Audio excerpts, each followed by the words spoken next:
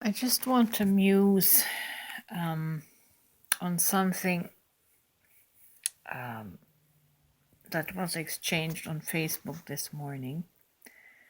A friend was saying that what if Jesus Christ is the highest consciousness that we can attain to because he is the one that was able to make clay birds and breathe life into them and make them living things. Well, that kind of goes back to the story of God taking the clay of the earth and making man and breathing his breath into the clay, and the clay became a living soul. Should that be the highest consciousness? Should we make that the limit?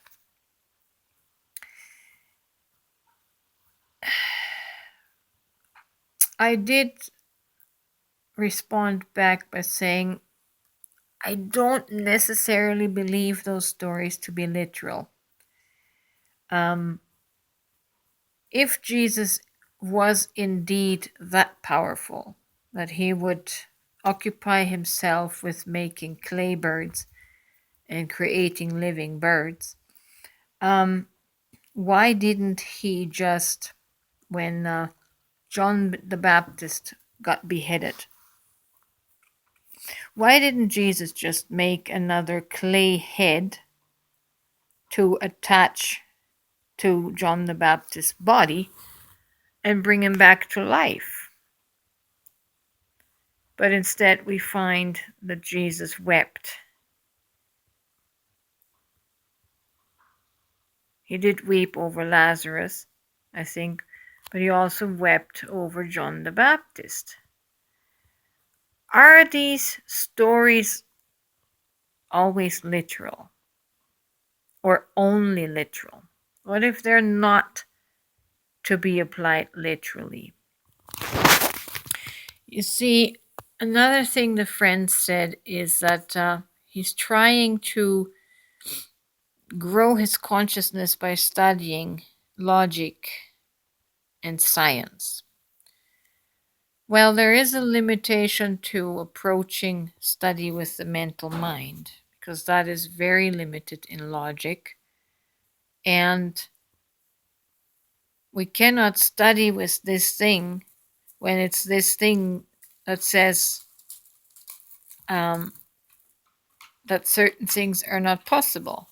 This thing says that we cannot have a greater consciousness than Jesus because we can't make clay birds and breathe on them and produce living birds.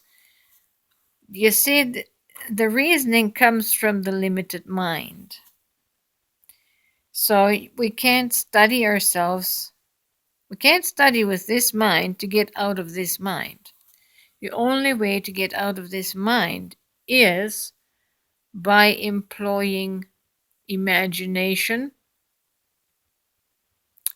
that transcends the limitations of our human program. Jesus did say all things are possible to him who believes, or to him who can imagine the impossible. Most of us read that with our mind and place that verse within the confines of the limitation of the program that runs the mind.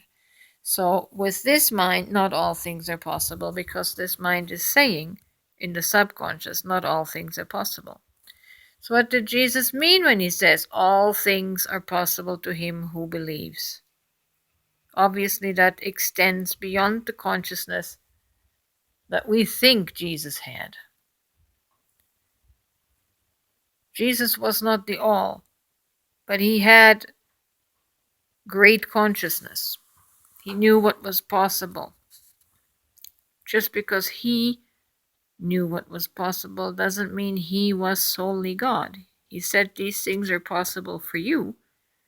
Therefore, you also have the potential to make clay birds and blow on them and have birds fly out of your hand. The only thing that limits us is this thing here, because it only remembers mortality, limitedness, and um, the weakness of being human. That's programming. That is programming that we were born with, that was instilled in us, and it's very hard to overcome. I'm not concerning myself with making clay birds because my mind, my programming is still saying, you can't do that. In this body, I can't do that because this body, with its programming, is so limiting. At the moment, I am just exploring unlimited consciousness and getting to know my limitations and my potential through musing, through meditating, through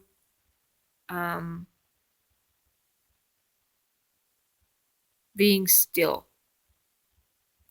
Because really, the most important aspect that I find to this life is not stilling storms or making clay birds and creating physical matter, because all the physical matter that we need is already here.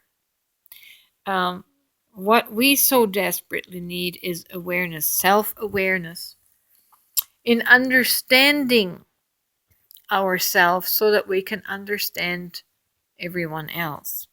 At least that is my priority. I am not focused on doing magic tricks to prove that I have power. There's a lot of people that are much more gifted than me in that way, and they can produce power and use that to manipulate nature and other people. I really just want to know myself so intimately that I can know you so intimately in body, mind, and soul, in your emotions, in your psyche, that I understand you so that I can relate to you better in a more understanding way and create less conflict in our interpersonal relationships and connections with other people. That's my focus. I don't need to be creating anything else of what is already here on earth. I need to be working on the garden inside of me so that I can live in harmony with all that is here already. And that's where my focus is. But I still don't put the name Jesus on consciousness, because he may have had, he did have the unlimited consciousness. But what we have done is we put his name on consciousness and thereby capped our potential. We can't ever go beyond what our mind knows of the historicity of Jesus Christ. The word, the name Jesus, puts a cap on what is possible for us. Because we compare ourselves and think because we can't do what Jesus did, he must be God. Well, that's not entirely true. You are as much God as he is God or was God, because you are consciousness. But for most of us, our consciousness has not expanded to the degree that it did for Jesus.